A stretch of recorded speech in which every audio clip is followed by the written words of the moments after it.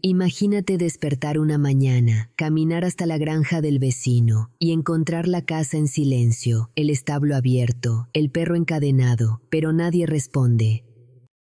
No hay huellas, no hay testigos, no hay motivo, pero hay algo más inquietante. Días antes del crimen, alguien escuchó pasos en el ático, puertas abiertas, objetos movidos, como si alguien más ya estuviera viviendo en la casa.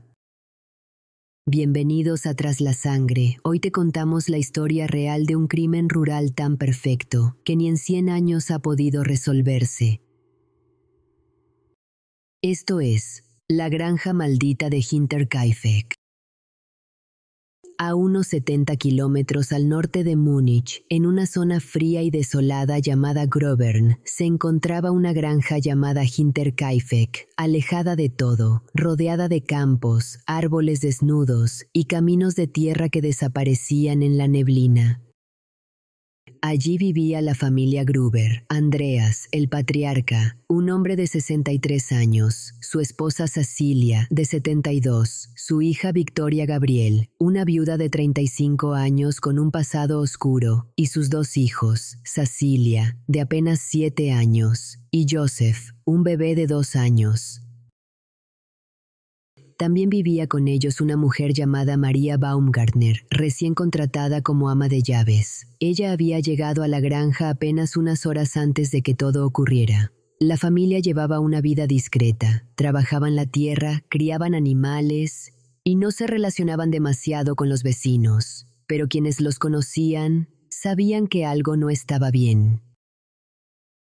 Apenas una semana antes del crimen, la familia Gruber empezó a notar cosas extrañas. Andreas, el padre, comentó a sus vecinos que había encontrado huellas en la nieve que iban desde el bosque hasta su casa, pero ninguna que regresara.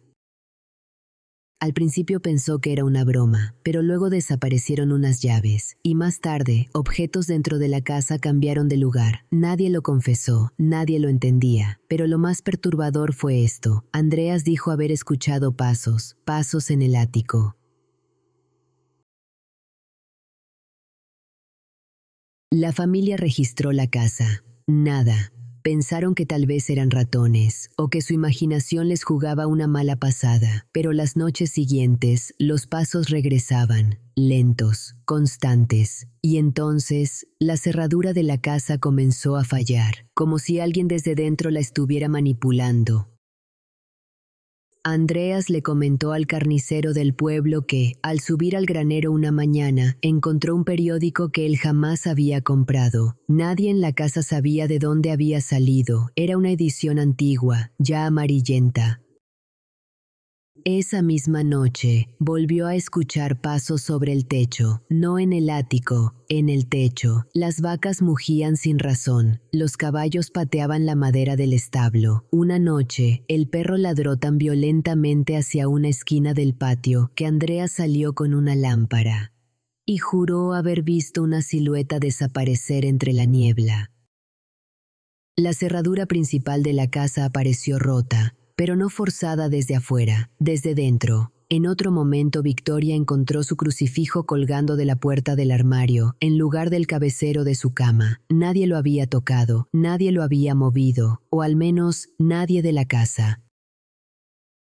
La ama de llaves anterior había renunciado meses atrás, asegurando que la casa estaba embrujada, que había voces en las paredes, que las lámparas de aceite se apagaban solas. Su reemplazo, María Baumgartner, llegó el mismo día del asesinato y jamás pudo contar lo que vio.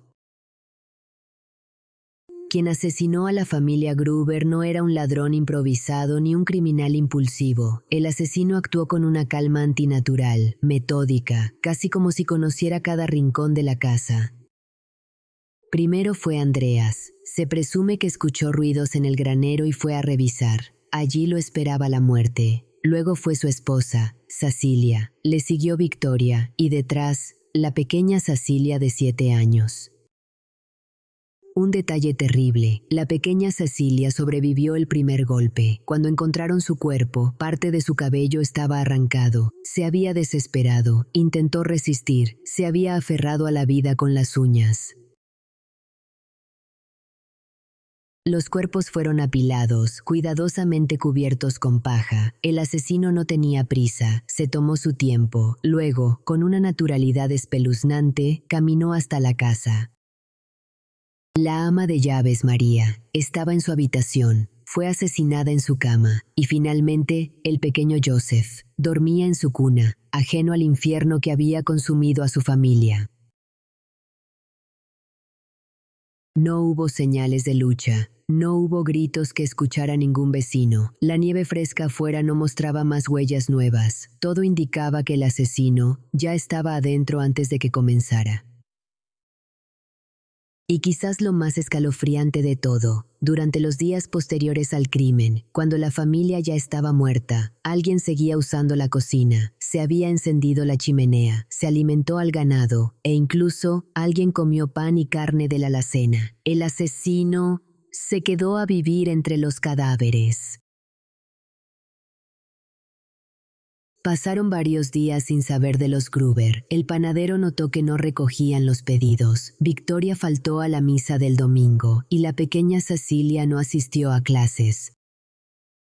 El 4 de abril de 1922, un grupo de vecinos decidió entrar a la granja. La puerta estaba cerrada, pero no con llave. Dentro, el silencio era tan espeso como la neblina del exterior. El primero en entrar fue Lorenz Schlittenbauer, un vecino cercano con historia particular con Victoria. Empujó la puerta del granero, y ahí los vieron. 4 cuerpos, en fila, semienterrados bajo paja. Andreas, Cecilia madre, Victoria y la pequeña Cecilia hija, todos con el cráneo destrozado. Corrieron a la casa. Allí estaba María, muerta en su cama, y Joseph, aún en su cuna. El infierno se había instalado en Hinterkaifeck y nadie lo había escuchado venir. El espanto fue inmediato. Algunos vecinos vomitaron al salir, otros lloraron en silencio, y algunos sospecharon. ¿Cómo pudo pasar algo así sin que nadie lo notara? ¿Quién sería capaz de algo tan frío, tan meticuloso y tan silencioso? Y lo más espeluznante, la chimenea estaba tibia. El heno había sido removido hace poco. La comida estaba fresca. El asesino no solo los mató, se quedó, vivió entre ellos, durante días. El caso Hinterkaifeck quedó inmediatamente en manos de la policía de Múnich. Se trataba de un crimen sin precedentes, 6 personas asesinadas brutalmente, y ni una sola pista clara. Las autoridades encontraron huellas de pisadas en la nieve que llevaban hacia la casa, pero ninguna saliendo. ¿Qué significaba eso? ¿El asesino aún estaba dentro o había llegado antes de la tormenta de nieve? No hubo señales de robo, nada estaba desordenado, nada fue saqueado. Quien lo hizo no buscaba dinero, solo sangre. Los forenses confirmaron que el arma homicida fue una azada o mattock, una herramienta de granja. Una carta sin remitente llegó días después a la comisaría. Decía, en Hinterkaifeck no todo está enterrado. Nunca se supo quién la envió. Los investigadores entrevistaron a decenas de vecinos. Todos coincidían en algo. Nadie vio nada. Nadie escuchó nada. Algunos empezaron a sospechar de Lorenz Schlittenbauer, el vecino que encontró los cuerpos. Había tenido una relación con Victoria. Incluso se decía que Joseph era su hijo ilegítimo. Pero nada pudo probarse. Lorenz cooperó, lloró y siguió viviendo en el pueblo, donde todos lo veían como una sombra del crimen. El caso fue archivado, reabierto en los años 50, reexaminado en los 70 y en los 90, pero nunca se logró una condena, jamás se arrestó a nadie, y así, el asesino de Hinterkaifeck desapareció en la historia como un fantasma. Cuando la lógica falla, las leyendas comienzan a crecer. El crimen de Hinterkaifeck no solo fue espantoso, fue imposible de entender, y eso abrió las puertas a las teorías más escalofriantes. Algunos dijeron que la familia fue asesinada por el mismísimo diablo, que se había instalado en la granja después de que Andreas Gruber fuera descubierto haciendo cosas con su hija Victoria. Una vecina aseguró haber visto una figura encapuchada de pie sobre el techo la noche del crimen. Otra escuchó risas infantiles en el establo, cuando ya todos estaban muertos. Pero la teoría más repetida era esta: el asesino nunca fue humano, o, si lo fue, no actuaba solo. Era guiado por una presencia oscura, una fuerza que habitaba en la casa desde antes de los Gruber. Con el paso de los años, la granja fue demolida. Pero los habitantes del pueblo juran que por las noches, si pasas por el bosque, aún puedes oír el llanto de una niña.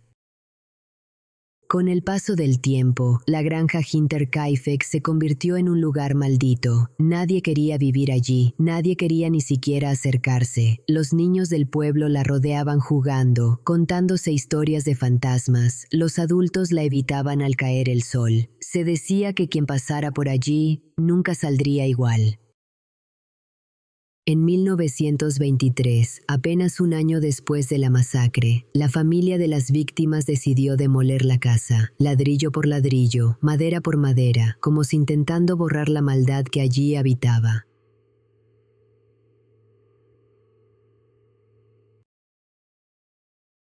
Hoy, en ese lugar, no hay nada. Un campo solitario, con mini homenaje a las víctimas, pero nada más. Los habitantes del distrito todavía hablan del caso. Los libros de historia lo mencionan. Los criminólogos lo estudian como uno de los enigmas más escalofriantes jamás registrados.